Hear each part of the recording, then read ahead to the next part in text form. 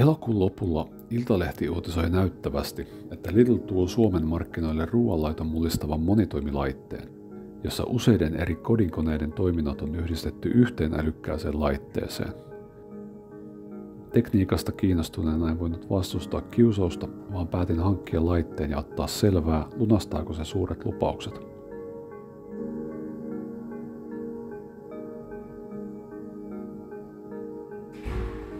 Laitteessa on 8 tuuman kosketusnäyttö ja yli 1000 reseptiä, joista noin 300 on suomenkielisiä. Reseptipankki päivittyy jatkuvasti Wi-Fi-yhteyden kautta.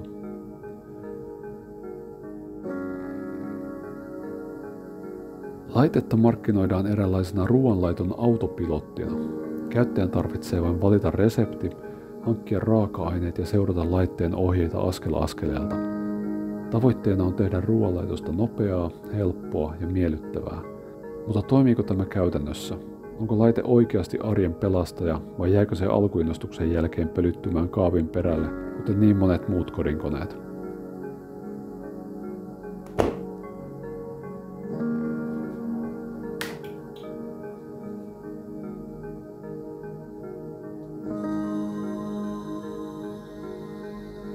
Aloitetaan laitteen asennuksesta. Alussa käyttäjää pyydetään valitsemaan kieli, mutta listassa ei ole suomen kieltä. Valitaan siis englanti ja jatketaan eteenpäin. Sama juttu maan kohdalla. Suomea ei löydy, joten valitaan mikä tahansa ja jatketaan eteenpäin.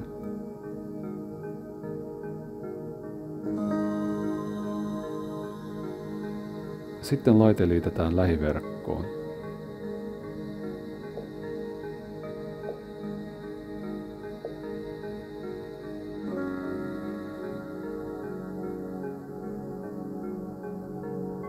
Kun yhteys on muodostettu, kirjaudutaan omalle henkilökohtaiselle Lidl Plus-tilille joko sähköpostilla tai puhelinnumerolla.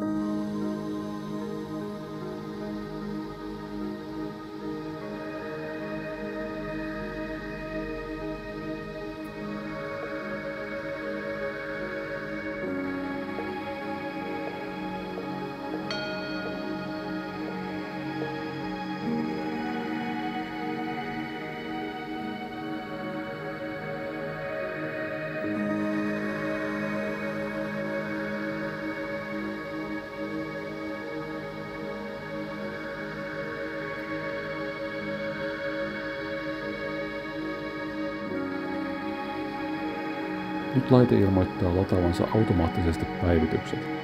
Tämä on hyvä, koska päivityksen kautta saamme käyttöömme suomen kielen.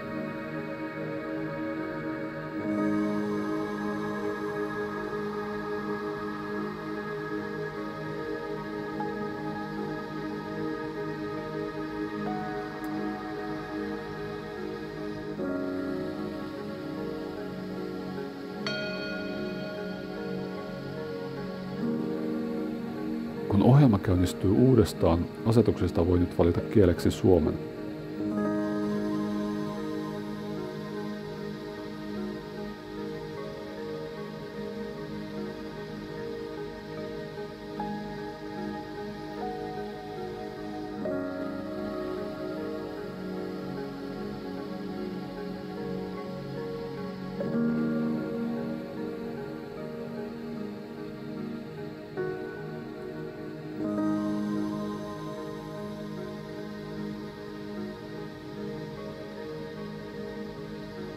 Vaihdetaan vielä maaksikin Suomi.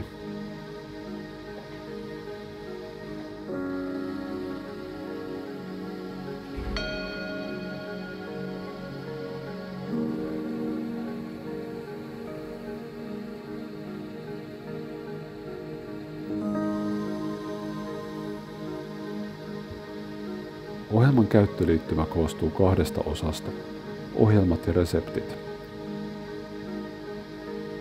Resepteistä päästään suoraan ruoan valmistukseen ja siihen tutustumme seuraavassa jaksossa, mutta käydään nyt nopeasti kaikki laitteen perusohjelmat läpi.